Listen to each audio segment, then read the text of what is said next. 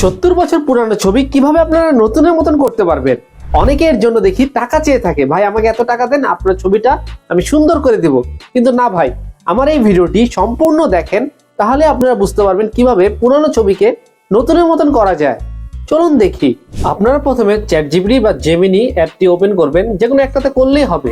আমরা জেমিনিতে যাব, জেমিনিতে গিয়ে আমরা এখানে সিলেক্ট করে আমরা দিয়ে দেব ক্রিয়েট ইমেজ। এখানে আমরা প্লাস আইকনে ক্লিক করব, তারপর হচ্ছে গ্যালারিতে যাব।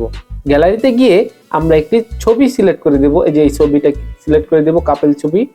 এখানে ডান ক্লিক করব, তারপর হচ্ছে আমাদের প্রম্পট যেটি আছে আমরা পেস্ট করে দেব। দেন আমরা অ্যারোতে ক্লিক করব, ওয়েট করব।